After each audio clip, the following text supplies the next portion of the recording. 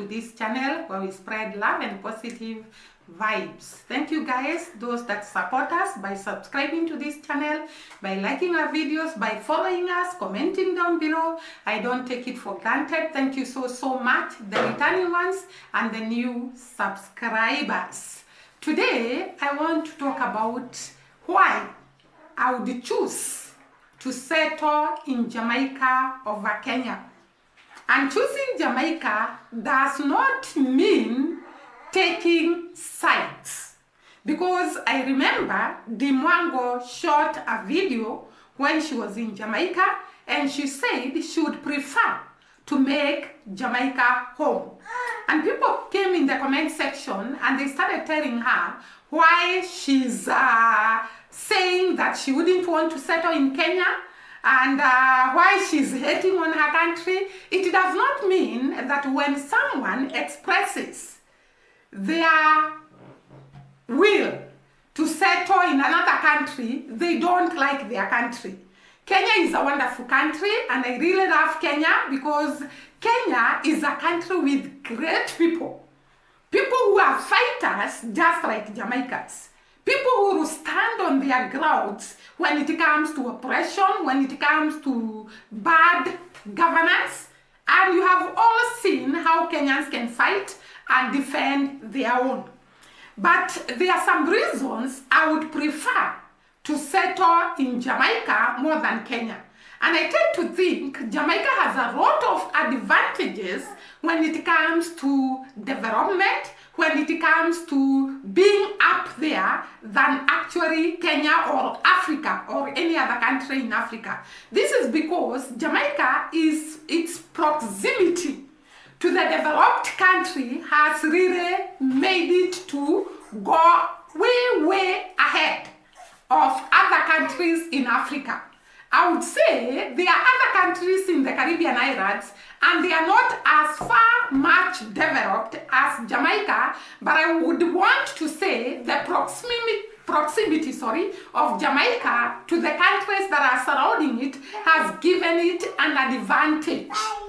And there are some things that I've seen in Jamaica that are of great advantage more than Kenya.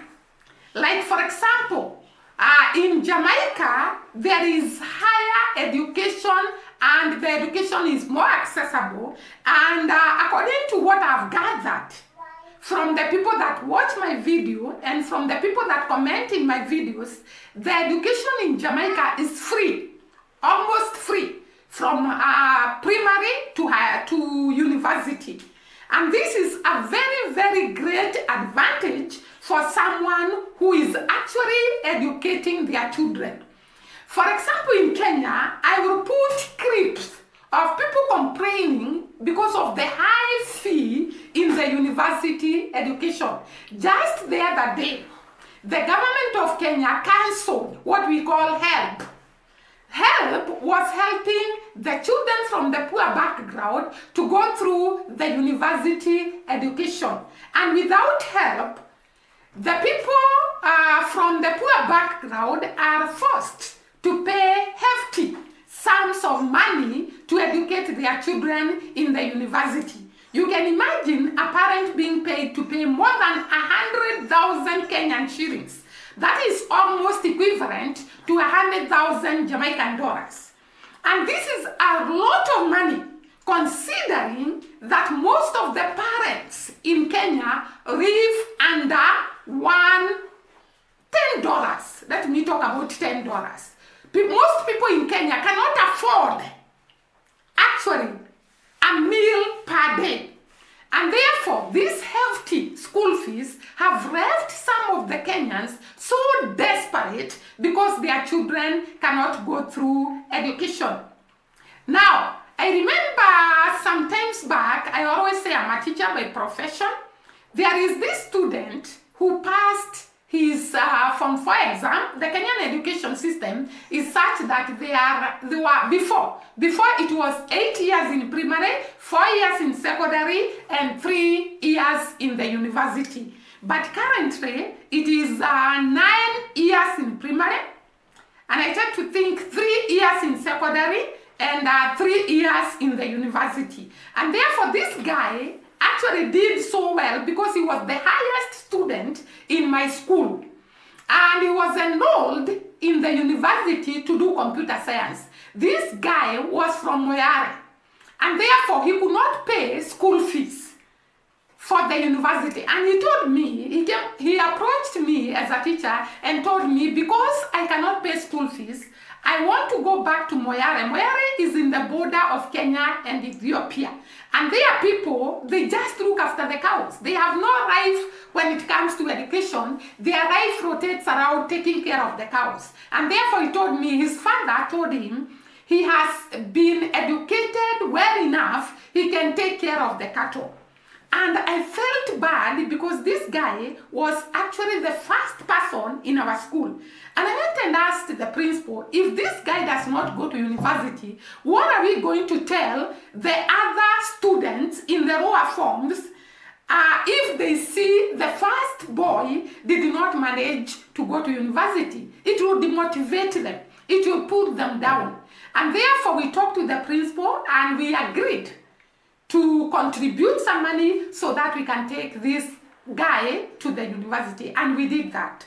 We assisted him, and when he entered the university after 2 years, he was assisted with the help I'm talking about, which now the government has taken away.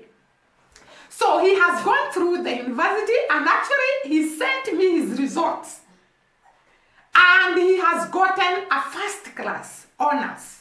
Meaning that this guy would have gone without education, without help, and without our assistance. And therefore, Jamaica being free in this education, in the education levels, different education levels, I would prefer to settle in Jamaica because I know my children are assured of going to university. So maybe you can have a video of some of the Kenyans complaining about the hefty school fees they are supposed to pay in the university and how some of them cannot even be able to pay, and yet the government has removed the sponsorship that we call help. Universities have reignited a debate over higher education financing, urging Parliament to restore a student-centered funding model that allows government sponsorship to cover both public and private institutions. Framing the appeal as a matter of fairness, innovation and equal access, they're also protesting tax measures they say are choking institutions already grappling with financial strain. Here is Anne Musungu with the details. Private universities are calling for a policy reversal that will let government funding follow students wherever they choose to study, public or private. In a fresh petition to lawmakers, the institution argues that fair finance approach will unlock innovation, boost research, and secure the long-term sustainability of Kenya's higher education sector. If a student chooses to go to whichever university, whether they are private, because they are a Kenyan student, as the chair rightly noted at the beginning, then the money should follow them. It should not be that we are categorizing these as public, we are categorizing these as private. We should treat all institutions the same. The proposal mirrors a 2016 policy introduced during former President Uhuru Kenyatta's administration, which allowed government-sponsored students to enroll in both public and private universities. However, under the funding framework rolled out in 2023, only students attending public universities qualify for both government scholarships and loans, while those admitted to private institutions are limited to loans alone. Lawmakers, however, challenged the proposal, questioning the wisdom of sending government-funded students to private universities when public institutions already offer similar courses and have sufficient capacity. They argued that limited public resources should first strengthen public universities before being extended to private ones. Collected from the government, from the public. Yet you want to put a case that we have students in private universities who are Kenyan students, yes. I'd like you to speak on the issue of accountability and how can we be sure public funds sent in private universities have been put in the right course. Speaking when he appeared before the National Assembly's Education Committee, Kenya Association of Private Universities chairperson Professor Stephen Mbugua defended the plan, insisting that government funding should follow the student, not the institution. Argued that educational support must respect learners' choice, ensuring fairness, access, and across all options. We plead with Parliament to engender or entrench a legislation to the effect or accommodate the principle that money should always follow a student. The association also appealed to Parliament to halt the taxation of tuition fees, describing the practice as illegal and detrimental to already strained institutions. KAPU Secretary Edwin Simiyu criticized the Kenya Revenue Authority's aggressive efforts to collect taxes on tuition income and called for a clear exemption policy to protect universities and their students. And Musungu KTN, Nairobi. Health Cabinet Secretary Aiden. Now, you can see why I am actually saying I would prefer to settle in Jamaica. The other thing that would make me to prefer to settle in Jamaica is the poverty levels. The poverty level in Jamaica has gone drastically down by more than 50% to 8%. Initially, it was more than 50% poverty rate, but now it has gone down to 8% by rate, meaning that the poverty level in Jamaica is very low. Do you know, guys, to live in an environment where there is a lot of poverty, you don't feel happy, you don't feel comfortable, because when you see your neighbor is suffering, you also suffer. When you see your neighbor has no food to put on the table, you actually feel it. And the other day that I rant about Jamaica, there is no single person in Jamaica that sleeps hungry. This is what makes me love Jamaica and makes me eager to settle in Jamaica, because if there is nobody who sleeps hungry, food is provided by the government for those who don't have, and community is so intact that you cannot allow your relative or your neighbor to sleep hungry. Here in Kenya, you can actually sleep hungry when your neighbor is dying of money, of riches. I don't know whether there is something like dying of riches. Somebody is so rich and their neighbor is suffering. There is no that community tie. There is no that government interference when it comes to poverty. By the way, I've told you I am a teacher and I teach in one of the slums in Nairobi. Maybe one day I'll shoot a video when I am in school. And I want to tell you, those children cannot afford even a meal per day. The meal that is provided in school is the only meal they have in a day. You cannot believe me, but I want to tell you, poverty is real here in Kenya, especially in the slums. And most of the people are in the slums. Very few people in Kenya that are in the level of what we would call $10 per month, or not even per, let's say $10 per week. $10 is about 1,000 Kenya shillings. Most of the families cannot afford that per week, by the way. Actually, people live in total, by the way. Most of the people in the slums are paid 300 shillings per day or 200 shillings per day. That is about 200 Jamaican dollars or 300 Jamaican dollars. Can that sustain someone? That is what I am talking about. The poverty levels in Kenya are very high. When you compare them with Jamaica, maybe I can get some few videos of the slums in Kenya so that I can tell you why I would choose to settle in Jamaica. So have a look at it.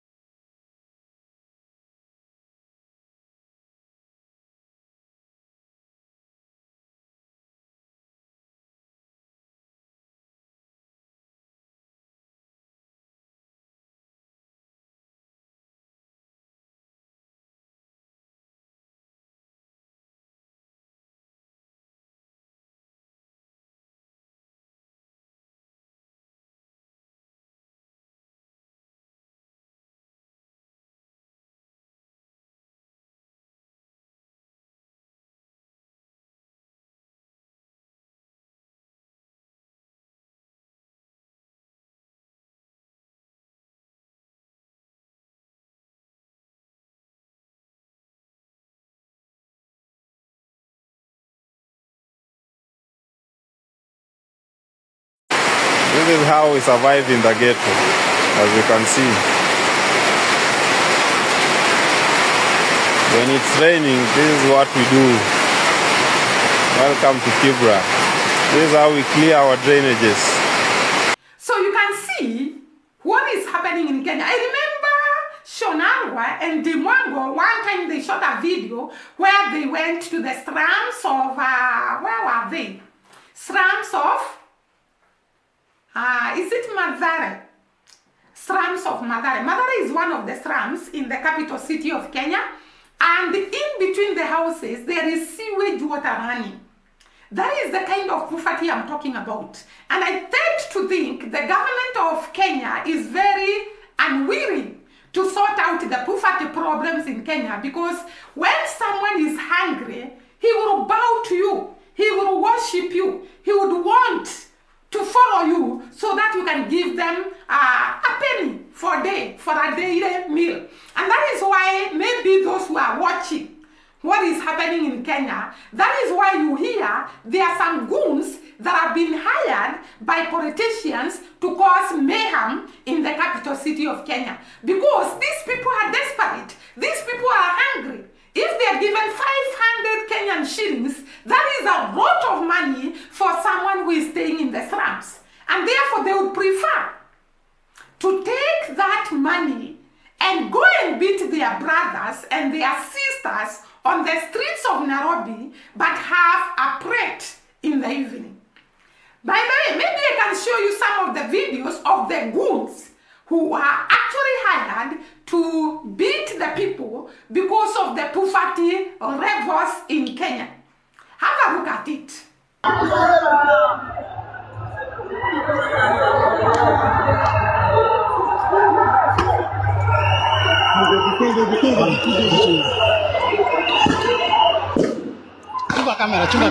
Yeah, you can see. That is what I'm talking about. The poverty level in Kenya is very high.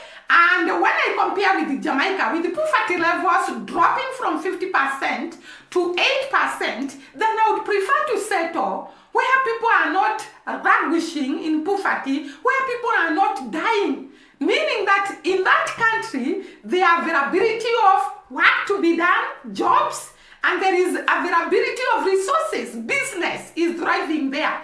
And therefore, I would prefer to settle in Jamaica so that I can actually engage in business and do a lot of work there in Jamaica.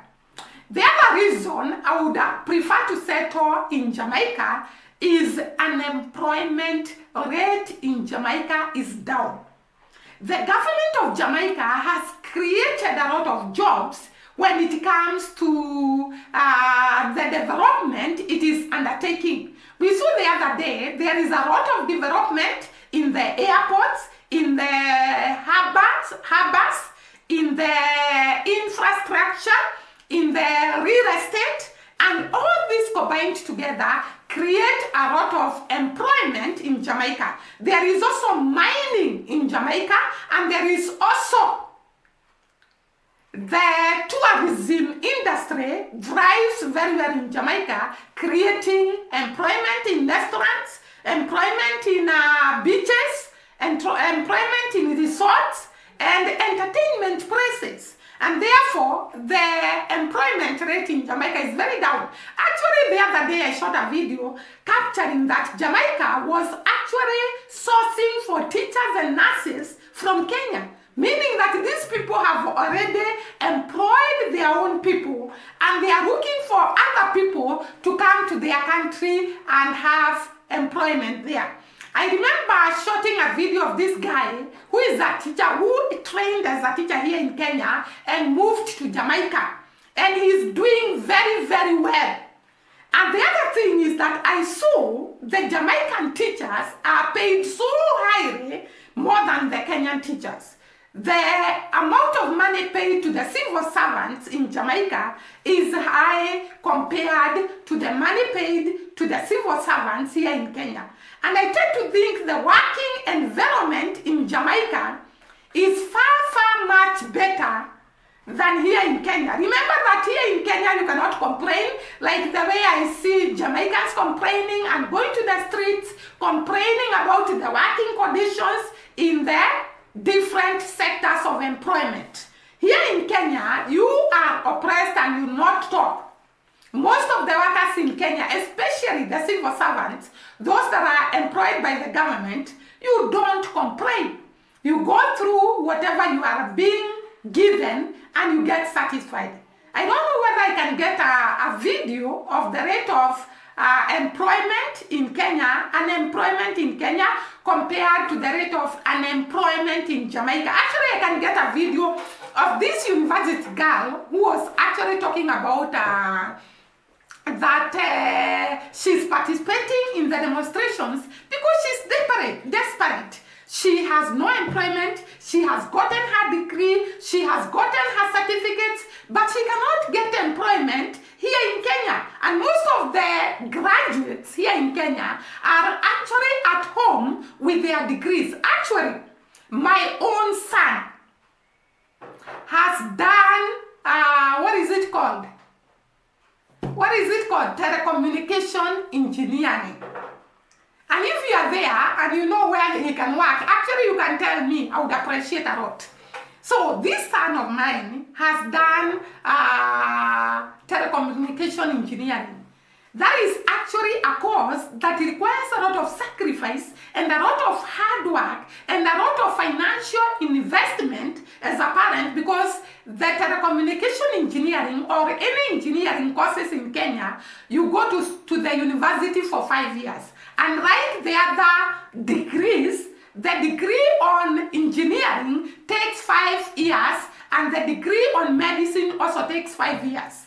But the other degrees take 3 years. So you can see there is investment in time, there is investment in resources, and of course this boy completes education and he stays at home. By now, he is at home 2 years without a job. So if you are there and you know where he can go for employment as a telecommunication engineering, contact me and put my contacts in the description so that you can contact me, because these graduates are desperate. They are actually so desperate that is why you find most of the Gen Z generation are the ones that are going to streets, because they are graduates who have not gotten absorbed in the job market, and therefore they are there doing nothing. And therefore, that is another reason I would want to actually go and settle in Jamaica. The other reason is housing infrastructure development. The infrastructure development, I'm going to show you a video of Kingston, the roads. Hey, you know, sometimes I look at Jamaica in most of the videos that I watch, and I see this is another America in the Caribbean. The roads are perfect. If I can show you some of the roads in Kenya, they are in bad state. And I think in some of the videos that you watch in Kenya here, you can witness with me that some of the roads are very bad. But in Jamaica, even the rural roads, the urban roads, there is a lot of development when it comes to infrastructure, both housing and the roads. The other thing that I saw in Jamaica, there are so many posh estates in Jamaica. There is a time I shot a video about the posh estates in Jamaica. I talked about Buffalo Hills, and people came and told me in every, what are they called? In every, we don't call them county in Jamaica, we call them what? In every? Parish. Very good. I had forgotten about parish. In every parish, there is very nice real estate. And I saw Shonarwa and Dimwango went to Ocho Rio, and I could see the real estate there. They are marvelous. There is also this Jamaican who was showing me around using his camera, and was showing me around Jamaica. And it was so beautiful, so awesome. Maybe I can feature some of the real wonderful estates in Jamaica, but you know them, guys. You know them, you know Buffalo Hills, you know all the real estates or the states or what are they called? Those posh areas in Jamaica, there are very many, very many. And I tend to think because Jamaica is so developed, unlike other countries, there is a lot of development and no one would hate to go to a developed place. The other thing, the minimum wage in Jamaica is up. I talked about the comparison in the salaries that are paid people in Jamaica and that are paid people in Africa. And when you compare Africa and Jamaica, Jamaica pays very well compared to Africa. And therefore the minimum wage in Jamaica is up compared with the minimum wage here in Kenya. I told you that there are people that are paid 200 shillings, Kenya shillings per day, and even 300 Kenyan shillings per day. That is about $2, approximately $2. And that person is supposed to survive by the $2, pay house, pay rent, pay school fees, and eat. You can imagine such kind of life. The other reason I would choose Jamaica, its economy is stable because there is less borrowing. Africa, we have borrowed. Guys, like Kenya, I think we are almost being auctioned as a country. There is less borrowing in Jamaica, and therefore it means there is stability in the economy and people can do business without fearing, without harassment, without a lot of pressing of the developed country so that they don't bulldoze us when it comes to pay the debts. And when you have less debts, you are more free. Africa, most of the African countries are slaves in their own country because of the borrowing, the hefty loans that we have borrowed from IMF and the World Bank and a lot of shenanigans. So let me not mention about them. And therefore I would want to move to Jamaica because of the stable economy and the less borrowing. The other thing, I would want to move to Jamaica because of more people investing. There is a lot of people migrating to Jamaica, and therefore social life in Jamaica is very good. Actually, we have seen Jamaica party each and every day. It's a party day each and every day. And that is what I like about Jamaica. There is no seriousness about life. At least there is sometimes you can marry, you can have joy, you can have fun. And therefore life in Jamaica is a life to be admired, is a life to live without worry, is a life to live with positivity. And that is why we see most of the Jamaican peoples have positive vibes. There is a baby crying over here. There is a lot of positivity with the people of Jamaica.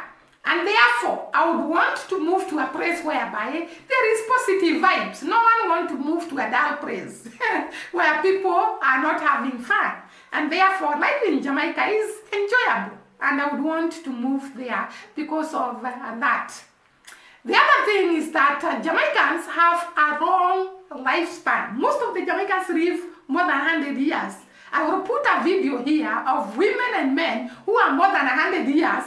And there are many. It's not just one or two. I've seen there is a lot of prolonged age in Jamaica, meaning that they eat well, they drink well, there is no stress, and therefore the lifespan is long. Maybe you can have a look at this woman who is actually 100 plus, and she's so well that you cannot imagine she's those years. Halfway now. Yeah, today now I'm here with some healing medicine, some good herb. This is a cleanser, very good for cleansing the system from pain, cramps and everything, period pain and so forth, cleansing. And this one is the tonic. It's good for the man and the woman. From tired feeling, can't sleep well, impotent. It cleans everything. How long have you been a herbalist? From 1977. Yeah. And my age is 141 years old now. You are 141 years old? Right now. The medicine make you live so long? I mean, I have no sugar. I mean, I have no pressure. I mean, I have no heart attack. I mean, I have no pain. You know, I farm. I do everything steady. Yeah, man, I have children. So my granddaughter there, so. That's Simila, and my daughter, Judith, and my sons, them. You know. Yeah. How long did it take you to perfect your formula? Well, I work with the moon. And the moon is that give you like when the moon is kind of full and the new moon, they try to prepare your herbs. And before the moon full, then you will boil your herbs. So I just soak my herbs, and after soaking them, then I throw them off and prepare them, put them into the bottle and so forth. So I work with humanity. I'm a healer through the power of the Most High. So I heal through the herbs. Yeah, you have seen, because of the clean water, natural food, community ties, love, you are living near people who are loving, who are positive, who are enjoyable to stay with, who are entertaining, and that is why I would want to move to Jamaica. Will my dream come to fulfillment? Because I would prefer settling in Jamaica over Kenya. Maybe one day my retirement will be in Jamaica. And those are the reasons why I would choose to retire in Jamaica more than Kenya. Guys, what do you think about Jamaica? I know maybe some of you don't know Kenya, but you can testify that whatever we have talked about Jamaica is actually true. And that is why I would want to retire in Jamaica over Kenya. Thank you once again for watching me. See you during the next video. Subscribe, comment down below, like the video, and I would appreciate. Thank you for watching me.